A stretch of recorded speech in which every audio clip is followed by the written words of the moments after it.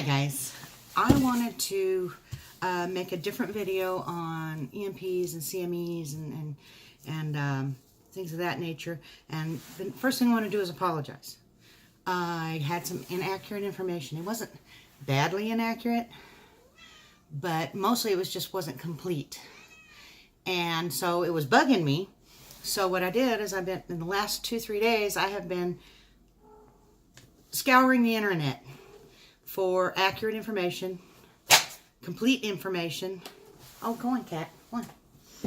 And information that would actually help you in a grid down situation because of an EMP or a CME. And I also have some more information on the grand solar minimum. But first of all, I'm not going to put it in the video. What I've done is I've compiled a list of all the links that I went to. Because there's so much information, it was just impossible for me to make a video for you guys that was complete.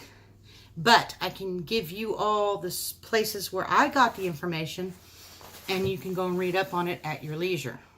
Okay, the first thing I want to say is there's a video series from Suspicious Observers. We said that 3 times real fast. And it gives you a good introduction to how the sun works. Okay, with the CMEs and the grand solars and the minimums and the where the sun gets up and the sun goes down and all that kind of stuff. And most of the videos are like 4 to 6 minutes long. The last 2 are a little longer. And in those was a lady by the name of Joan Burkpile, and she explains radiation storms and stuff like that. And she works for the High Altitude Observatory. She's a really smart lady. It's a good watch. I sat and watched the entire video series, and I'll put the link to the first one down below. And you'll see a lot of other links down there, because I found out information I had no clue. I mean, you hear everybody regurgitate all of the misinformation, okay? All the stuff that say, oh yeah, this will work and this will work and this won't. Well, not necessarily. Okay, I was right in my video concerning that. There is too much misinformation out there, and I want everybody, if you're gonna actually, want to know about this and you want to learn about it correctly, then you're gonna want to check out the links below. I'm gonna have a bunch of them. There's, I don't know, 10 or 15 of them, a whole bunch of them. But I mean, I totally geeked out reading for about 4 hours yesterday. About the EMPs and the types of EMPs. Now, there's like 3 different waves. Misinformation on my other one is, I think I said there was 4. There's 3. Okay, 3 of them. E1 being the one that does the most damage. E2 and E3 as well can do damage, but they're not near as severe as the E1. Okay, really learned a lot by going to those websites. I learned a ton. And you will too. And I don't want anybody having bad information. If you're going to prepare for this stuff, if you're going to, if you're going to spend brain matter and time and maybe money preparing for this, you got to know what you're preparing for, and you got to know how to do it. There was other links in that one website to where you could get different things and whatnot. And I don't know if they're actually selling anything. There wasn't any blatant sales pitches going on, so I have a tendency to believe what they were saying. And when you read it, you'll understand. You'll understand what I'm talking about, because they had some seriously good information all the way back to, I mean, we're talking about car testing and the high altitude tests they did way down in the Pacific, and myths and facts. They have a FAQ section where it's just all myth and fact concerning EMP. And that right there was the first thing I read, and that's when I got to wheeling around in their website, because there's a lot of information in there, and you guys are going to want to read it if you at all want to know about it. It's going to help you tremendously. Now, as far as the CME, most CMEs, I mean, other than the Carrington event. Now, the Carrington event was 1859. Okay. I have a couple of notes here because there's so much to remember. There's no way I could just wing it. 1859 was the Carrington event. They think that that one was pretty dang large one, okay? And the what we're going into now with the solar minimum is it's a grand solar minimum, okay? They haven't had any sunspots on the sun for I don't know, 10 or 12 days, something like that. I don't know. Don't get me lying about that. But they, with the grand solar minimum, it allows more cosmic rays in. And just because it's a grand solar minimum doesn't mean that there won't be a CME. Okay, those can come at any time, at any phase of the sun, or anything like that. But when with the sun going into almost a hibernation mode, starting from about this year for the next 35 years, we're going to have mega cold weather.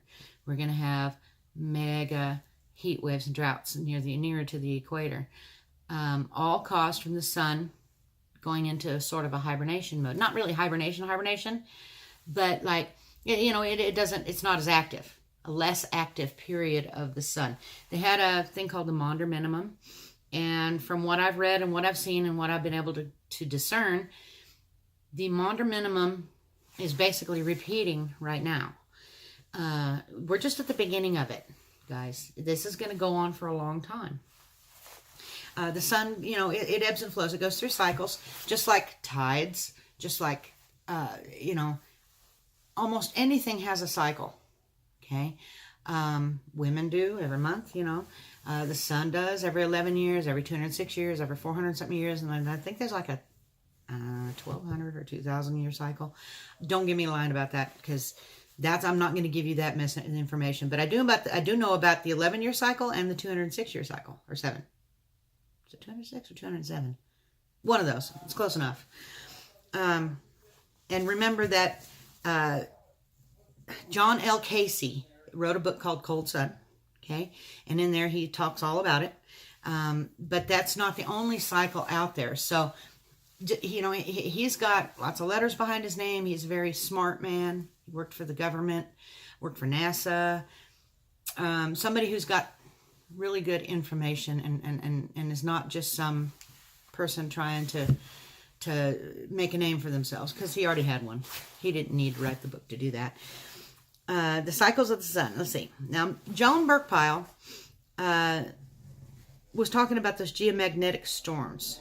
Okay, the geomagnetic storms, of course, cause GPS inaccuracies. Have you ever put in an address to your GPS and it took you some, way out in right field somewhere, and you didn't know, why would the GPS bring me out to a farmer's field when I want to go to Aunt Jane's house, right? Most likely it was a geomagnetic storm. It's not necessarily Google Maps or the GPS people's fault, but when there is a geomagnetic storm going on, it causes all sorts of GPS inaccuracies. They quit. They won't fly during a geomagnetic storm. They won't fly over the poles. A lot of aircraft way up in the really high latitudes won't fly because of that. The high altitude observatory and all those other peoples, they actually call NASA and the Air Force and the Army and stuff and say, hey, this is going on. You better ground your flights. And so they do a lot of that. They work together. They really do. Now, the name of the company, one of the other mistakes, the name of the company that does those hardened solar panel arrays was SolarArc. Okay, that was an inaccuracy in the other video. I put an edit on the description of the other video so that people know that it's not accurate. Okay, I don't want anybody taking it as gospel if it's not. Okay, everything I'm telling you today, I have researched, and I feel like in my mind and in my heart, I feel like it is 100% true. If I wouldn't be here telling you this if it wasn't, because I'm not going to do that to you. I'm not going to just lead you around by the nose and let you think, okay, this is true and this isn't. Well, people make mistakes. I'm human. I'm sorry. But at least I'm here. I did some more research, and I have hopefully addressed all the inaccuracies in the other one. The other video really didn't have that bad of an inaccuracy. The one big inaccuracy that I didn't like was the fact that I was going to have you ground everything. Now, the grounding, yes, some things need grounded, but things like a very small Faraday cage do not, unless you're burying it. But all that's in the website links that I've given you. So please take the time to look at all those and check them out and really look them over. I still stand behind my idea about the EMP shield. Now that's a good one because it works in nanoseconds. And, you know, if you have, and the E1 wave is, boom, it's fast.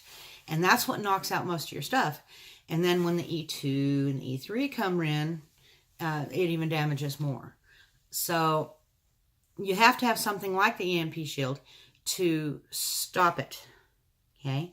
Now that stuff's what comes in through the electric lines and whatnot. And if you've got the one for the solar array, it's what comes in through the air to the solar array. And then, you know, it's like almost like a breaker in the middle that can stop the damage. Most solar panels can withstand an EMP if they're not hooked up. That was another thing in that website that they backed up that I did say that I was pretty confident was true, but now I know for sure it is.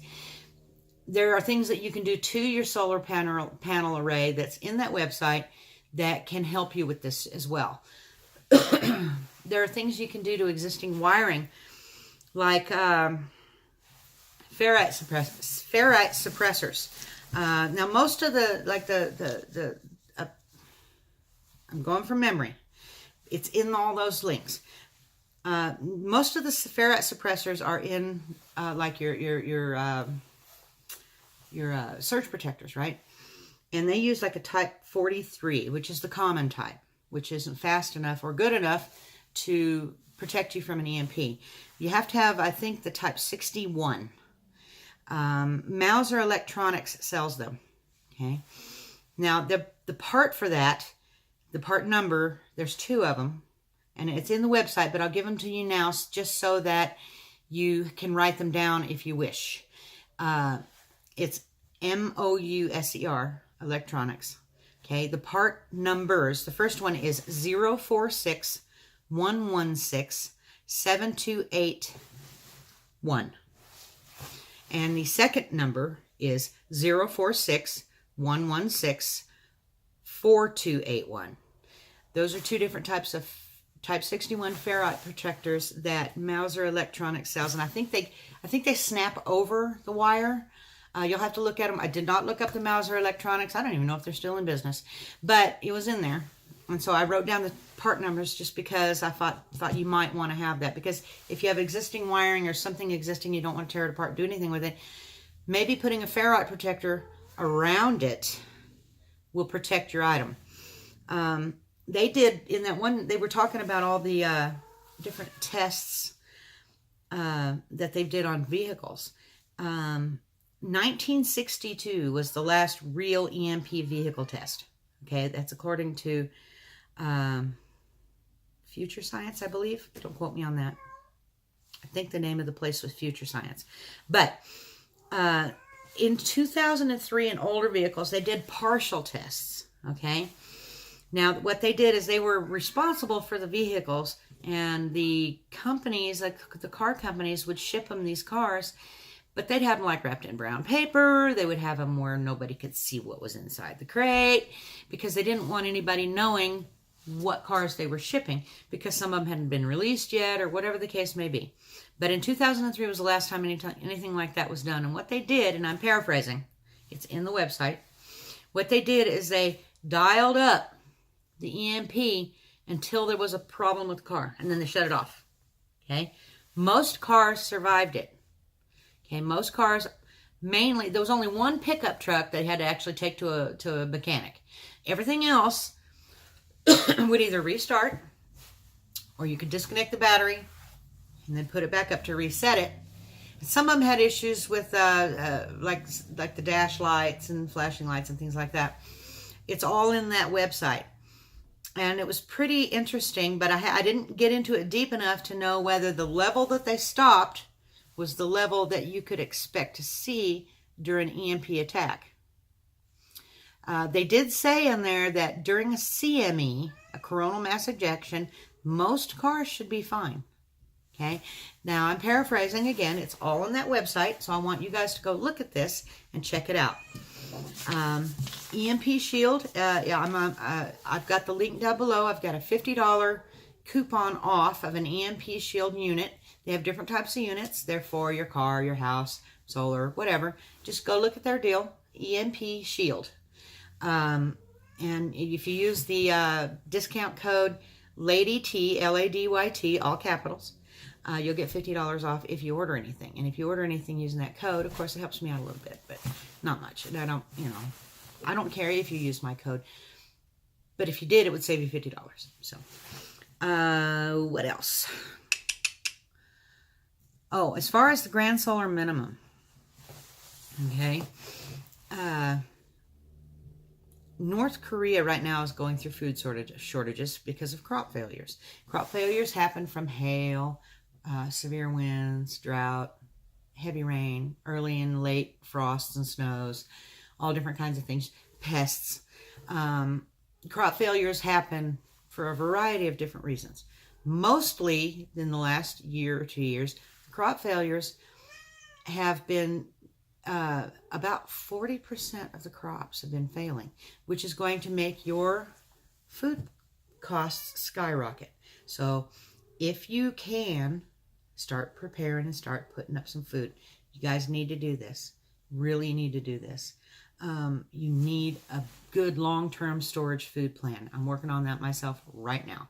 I can't do anything for another couple of weeks, but I plan on really starting to sock away some food because, okay, inflationary wage raises, wage hikes have only gone like 3.1%, something like that.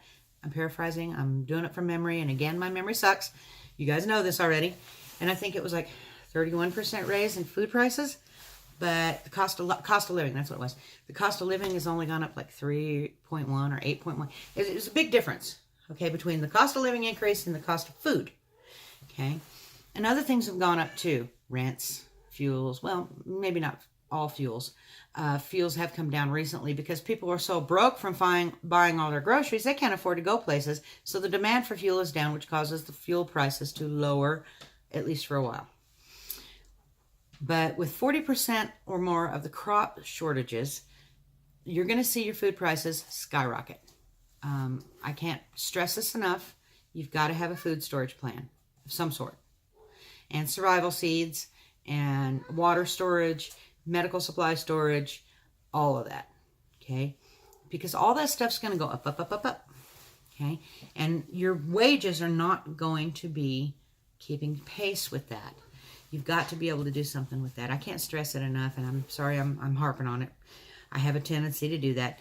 One other interesting fact was, did you guys know that the sun reversed poles every 11 years?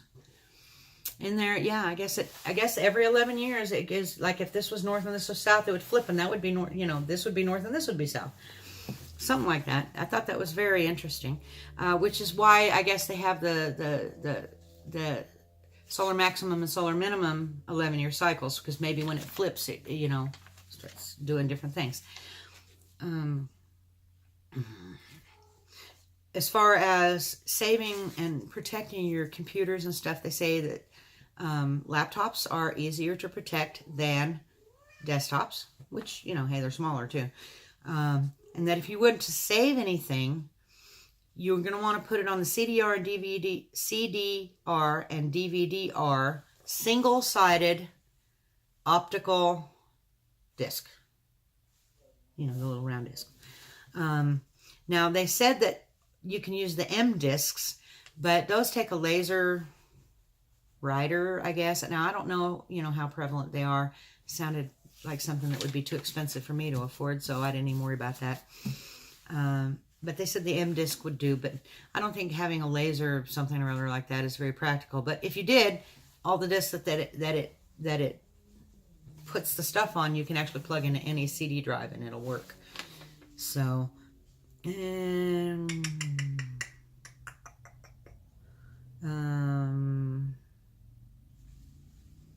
just going over my notes to see if I missed anything really quickly.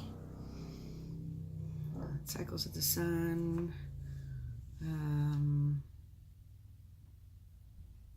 They had something in there about transient voltage suppression diodes. Okay, that was for the solar panels. Okay, TVS. The output of each panel to block the voltage voltage transients from external wiring. So if you put the diodes in to your solar panels, from what that thing said, it should protect your panel if it's hooked up. Okay, which they said that most panels do fine if they're not hooked up, because the wires are short. The thing is the length of the wiring makes a huge difference with the EMP, because it works like an antenna. So, and also they suggested those Behrens trash cans if you wanted to do a nesting Faraday cage. You know, that BEHRENS, those little metal galvanized trash cans with the really good tight-fitting lids. They did stress in there a couple of times about no dents or dings in it. Not the lid, not the can. I guess maybe because the more uniform it is or something. Anyway, they mentioned different type, that aluminum tape. They said, I think copper was the best Faraday cage. Steel wasn't so great. Okay. And like ammo cans and stuff aren't so great because they're painted. All right. I thought it was the rubber seal. That was another mistake I made. It's because it's painted. There is also available a metallic paint that will metalize something. And they mentioned things like the real aluminum briefcases, not the ones that are the plastic with the spray coated aluminum cheapo stuff, but the real ones. There's all kinds of stuff in those websites. So if you really want to learn about it, I got the information for you. And I appreciate each and every one of you. If you would, give me a thumbs up. If not, give me a thumbs down. But I prefer the thumbs up. Like, comment, subscribe, share it. You know, let all your friends know about the new information. Well, it's not really new information, but it's new to me. About the information that I found, so that they can be adequately educated, so that they don't make the mistakes, because there's no redo if there's a CMA or an EMP. There's no redo. You do it. It's one time. You know, and if you don't get it right the first time, you're screwed as far as your stuff goes. That doesn't mean, you know, there's a lot of things you can do without power, and that's fine. But if you're wanting to really save some stuff, and you want to save extra parts for your vehicle that might possibly get damaged, then you're going to want to do it right the first time. And that's why I made this video. And that's why I gathered up all of the information that I did, so that you guys could make informed decisions on what you choose to do with the information. It's important. It's really important. But anyway, I'm done here for now. This has gone on way too long. EMP Shield, $50 coupon code down below, as well as all of the links that I've given you. If I find any other stuff, I'll make a separate video on that. Oh, speaking of separate video, my son bought me something that I'm going to make a video on when it gets here. He got me a present. Isn't that so sweet? You guys are going to love it. You're going to love it. I know I will. I'm all excited about it. So, anyway, you guys have a great day, and come back and see me, okay?